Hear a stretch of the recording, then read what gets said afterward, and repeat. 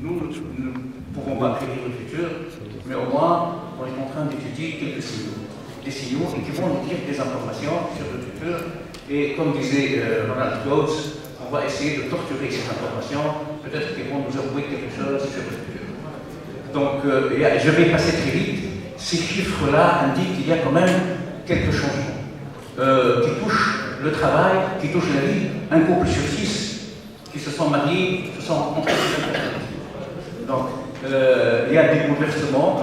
Je ne vais pas répéter ce qui a été dit par monsieur Moore, mais avant tout, si on fait un petit constat rétrospectif, et très rapidement, donc on va essayer un peu de relire l'histoire de l'industrie. Donc il y a eu une première révolution industrielle et qui a duré 160 ans. Au fait, elle a marqué un changement sur la façon de produire et le remplacement de la force animale et humaine par la machine.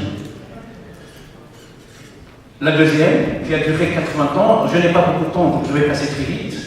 La troisième, où la technologie qui prend en charge des robots primitifs et des algorithmes primitifs qui viennent supplémenter l'homme, elle a duré 40 ans. Et maintenant, avec ce que disait M. Mozart, donc il y a une convergence des technologies telles que l'électronique, l'optique, la mécanique, la nanotechnologie, l'intelligence artificielle et tout, et qui a donné lieu à une autre forme de révolution un peu particulière. Cette révolution, donc, je vais prendre juste 3 paramètres. L'Internet des objets, et juste un chiffre, c'est que le nombre des objets connectés par personne dans le monde, il est en train de vivre un point d'inflexion à partir de 2015. Donc en 2020, il y aurait pratiquement pour chaque personne sur la planète 7 objets connectés. Déjà 2020, c'est aujourd'hui. Donc ça, c'est une information, un signal, ce qui fait qu'il y a un changement fondamental au niveau des emplois, du travail. Là, donc je vais passer. Donc ça change complètement les travaux, ça touche l'agriculture. Il y a des voitures sans chauffeur en agriculture. Des métiers anciennement connus vont être reconfigurés complètement. Le deuxième paramètre, c'est l'impression 3D. L'impression 3D, aujourd'hui, ça c'est une vidéo que j'ai préparée, je vais passer, mais elle montre qu'aujourd'hui nous construisons une bâtisse à 3 étages en l'imprimant à 3D avec un algorithme qui se situe quelque part dans le monde. Donc, le troisième point, c'est l'intelligence artificielle. Et donc, je vais vous demander s'il y a quelqu'un qui peut détecter qui est le cookie, qui est le chihuahua. Donc, on va passer du temps et on n'est pas sûr qu'on va avoir la bonne réponse. Alors que l'ordinateur, aujourd'hui, avec la reconnaissance des formes, il est capable, il a la ligne jaune, ça c'est l'humain, l'algorithme c'est la ligne bleue, il a dépassé en taux d'erreur la capacité perceptuelle et visuelle de l'homme. Au niveau de la reconnaissance vocale aussi.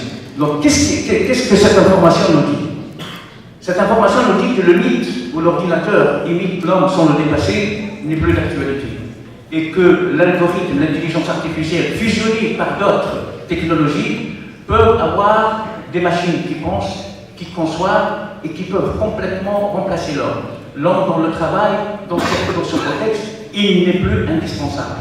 Ou du moins, le principe de l'irremplaçabilité de l'homme n'est pas une hypothèse et une évidence. Qu'est-ce que ça fait? Ça fait que ça a un impact surtout sur les modèles économiques, sur les qualifications des métiers et bien sûr sur la formation et l'éducation. D'abord sur le modèle économique, si les travaux répétitifs seront remplacés un jour par des robots, des imprimantes 3D, etc. Donc par exemple, dans un pays comme le nôtre, qui base un peu ses politiques sur le offshoring, est-ce qu'il n'y aura pas un renversement et on va vers un reshoring? Les donneurs d'ordre, est-ce qu'ils continueront à demander du travail dans des pays comme le nôtre? Une première question, et il va falloir la prendre au sérieux. Donc je vais passer. Deuxièmement, ces deux personnes-là, ce sont des professeurs du MIT Sloan College, et ils ont fait des études et ils ont démontré que la croyance ou la croissance crée de l'emploi n'est plus d'actualité et qu'à partir de l'année 2000, la productivité, elle détruit les emplois, ou du moins les emplois dans leur forme classique. Ça, ce sont des indicateurs qui nous donnent... Donc je passe très vite. Et que ça fait aussi, les emplois, du moins dans leur version que nous connaissons, ne peuvent plus continuer, mais il y aurait d'autres métiers du type le data detector, donc avec le big data, les entreprises dans la version industrielle classique qui va prendre une nouvelle forme 4.0, ils auront besoin quand même de gens qui vont analyser les données à travers les senseurs, à travers les business data, etc. Il y a des man-machine coordinators, puisqu'il y aurait une coexistence entre l'homme et la machine, etc. Ce sont des métiers et que le World Economic Forum dit que 65% de nos jeunes qui sont inscrits dans les écoles primaires auront des métiers qui n'existent pas aujourd'hui. Et qu'une deuxième information et un signal rouge, c'est que devant cette évolution technologique, nous risquerons qu'un jour, il y aurait 1% de la population mondiale qui possède la technologie, 9 à 10% de la population mondiale vont opérer ces technologies et les 90% restants de la population n'auront plus de travail. Donc, ça, c'est quelque chose qu'il va falloir prendre au sérieux. De l'autre côté, il y a la bonne nouvelle, c'est qu'avec l'apparition de ce qu'on appelle l'algorithmic matching. C'est quoi l'algorithmic matching? Au fait, c'est des jeunes, puisque l'organisation du travail hiérarchisée qui est exigée par le transaction cost, etc., n'est plus d'actualité, et on va vers un système très décentralisé et qui constitue l'économie de plateforme. Et donc, les jeunes aujourd'hui sont capables de trouver n'importe quelle application pour essayer de faire des peer-to-peer, des comptables, du one-to-one, etc., et créer de la valeur.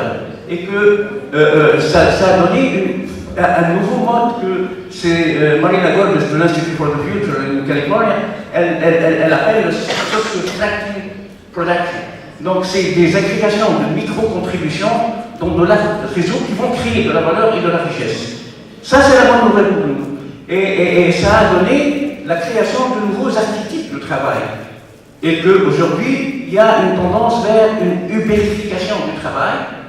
Donc Uber, que vous connaissez tous, et qui est en train de donner des services de transport, et puis maintenant c'est des services de restauration, Uber Eats, Uber Doctors, etc. Uber c'est 75 millions de passagers, c'est 3 millions de chauffeurs. D'autres nouveaux archétypes de travail, c'est les micro-workers, vous connaissez tous Upwork. Odesk, c'est des gens qui s'inscrivent et ils sont engagés pour une activité, une tâche bien déterminée, ils sont payés. Donc, nous parlons de 940 millions de dollars par an et nous parlons de 9,7 millions de freelancers qui sont inscrits avec pratiquement 180 pays. Fiverr, etc., c'est la gestion des talents, mais ponctuelle. Et il y a ce qu'on appelle les Amplified Entrepreneurs ou les Dream Builders. Et ça, c'est une information qui, à mon avis, elle va conditionner notre façon de concevoir l'éducation. Le Red Victorian, en fait, c'est un co-housing, co-working. C'est une auberge qui se trouve à San Francisco. Il y a des gens ils vivent ensemble, mais ils sont là livrés à leur plaisir et à leur créativité et imagination dans un truc de collaboration. Et ils sont en train de créer une énorme richesse. Donc, qu'est-ce que ça dit? Qu'il va falloir nous préparer, aussi bien dans la version nouvelle de l'industrie, ou bien dans ces nouveaux archétypes de travail qui ont fait de sorte à ce que les gens deviennent non plus des nomades, mais des nomades avec un K, vous savez, le knowledge, c'est nomades. Ils bougent. Ils n'ont besoin que de leur smartphone et device. Et comme dit le dicton, nothing changes if nothing changes. Si on n'intervient pas, rien ne changera. Et donc l'intervention, c'est reconcevoir, à mon avis, réinventer notre façon, notre philosophie d'éducation pour se confronter à cette nouvelle organisation sociétale, en fait. Et donc, à mon avis, les enseignements ne doivent plus être comportementalisés. Donc, les disciplines telles que la spécialité, moi je suis spécialiste en physique, je suis etc. Il faut complètement changer une organisation qui va bannir ce cloisonnement, parce que nous avons vu que la richesse, au fait, c'est la fusion de toutes les disciplines pour faire une nouvelle discipline. Le mythe de la spécialisation. Vous savez que notre premier réflexe dans la robotisation, on va dire on va former des ingénieurs. Mais on oublie que bientôt, il y aura des robots qui vont concevoir des robots. Donc on n'a même plus besoin des ingénieurs, du moins dans leur configuration classique, on va reviser. Etc. Préparer donc je vais passer très rapidement. De toutes les façons, il va falloir préparer tout ceci. La résilience est une caractéristique très importante, mais surtout, il va falloir peut-être changer de paradigme de pensée pour développer une éducation et une formation qui s'appuie sur le principe de la passion et du plaisir, et non plus classiquement sur le principe du rondement. Donc le plaisir chez les jeunes va peut-être essayer un peu de trouver l'éducation du plaisir qui tient compte des préférences des jeunes et trouver une façon d'évaluer le plaisir, en fait, qui va dire, je clôture, que la formation et l'éducation, c'est un voyage, ce n'est plus une destination, et merci.